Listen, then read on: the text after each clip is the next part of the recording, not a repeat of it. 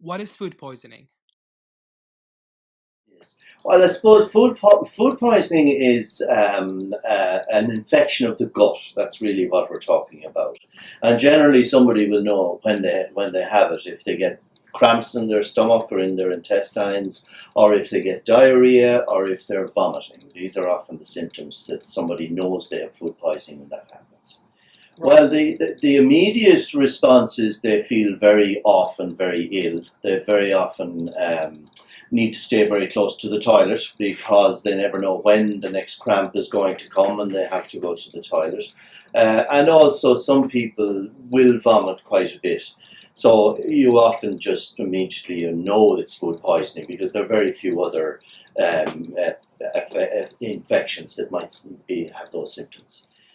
Most people who get food poisoning, they probably don't even go to their GP. It's often a very mild form. It might only last for a few hours or half a day. But if it persists for longer than a few days, then they might need to do something about it. So, in general, that's still the case now as it was in the old days, if you want to look at it that way. Most GPs would not necessarily recommend an antibiotic for somebody who has food poisoning, but if it persists for 4 or 5 days and it's not recovering, well, then they may send a sample away for analysis. And on the basis of that, if it's a bacterial infection, they might recommend an antibiotic. But I don't think people should assume I have food poisoning, so I need an antibiotic. I think most cases it resolves itself. So your GP is actually more likely to treat dehydration than to treat the actual infection itself. Myths and facts about food poisoning. I don't need to wash fruits and vegetables if I'm going to peel them, because it's easy to transfer bacteria from the rind you are cutting to the inside of your fruit and vegetables. So it's important to wash all of them, even if you plan to peel them. Consuming food after the best before date is not safe. The best before dates are about the food quality, not safety. The food might start to lose its color, flavor, texture, but it's still safe to eat. Contaminated food only causes food poisoning. Unsafe food containing harmful bacteria, viruses, parasites, or chemical substances causes more than 200 diseases, ranging from diarrhea to cancers. Cooking kills bacteria. This is only partly true. Some bacteria produce spores and toxins that are not destroyed by cooking, increasing their ability to cause foodborne illness. What causes food poisoning? Food poisoning could be caused by many ways. For example, not cooking food enough, especially meat, or not storing it the right way. Also, keeping cooked food unrefrigerated for a long period of time. In addition to that, food poisoning could be caused by eating food that has been touched by someone who is ill or has been in contact with someone with vomiting and diarrhea. Some of the bacteria that cause food poisoning. Food poisoning is caused by eating contaminated, spoiled, or toxic food. Some of the most common infectious agents are E. coli, Salmonella, and norovirus. E. coli.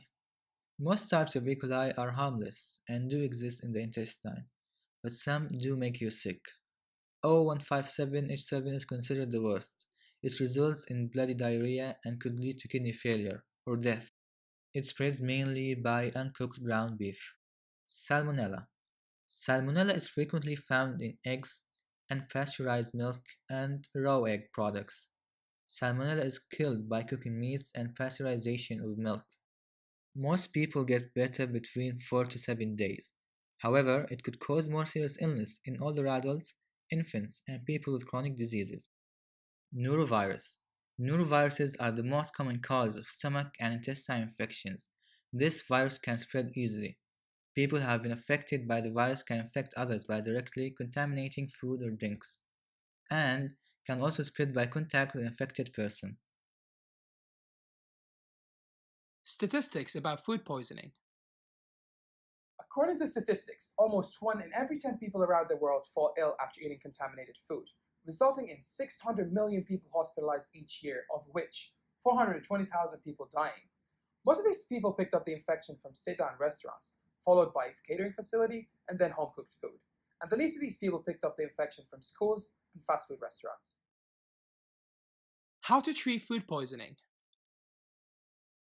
Treatment for food poisoning typically depends on the source of the illness and the severity of the symptoms. For most people, the illness resolves without treatment within few days. Here are some tips that are recommended. Let your stomach settle. Try sucking on ice chips or taking small sips of water to prevent dehydration. Gradually begin to eat food that can be easily digested. Avoid certain foods and substances until you're feeling better. And the most important thing is to rest. However, if the illness persists longer, you have to visit the hospital, as replacement of lost fluids will be required and antibiotics will be prescribed by the doctor. How to prevent food poisoning. Prevention. Here are some food safety tips that are recommended by the CDC. Wash your hands with soap before and after preparing the meal. Clean everything before using, as well as fruits and vegetables must be rinsed with water. You must have different cutting boards for meats, poultry, fish, and vegetables. Also during grocery shopping and in the fridge. These should be kept separate from other groceries. Always make sure that meat is fully defrosted before cooking it, and make sure that there is no pink color inside the meat after cooking it. If it smells unusual, avoid eating it. Keep the fridge temperature under 4 degrees Celsius. And to avoid food poisoning, refrigerate your food within 2 hours after cooking it.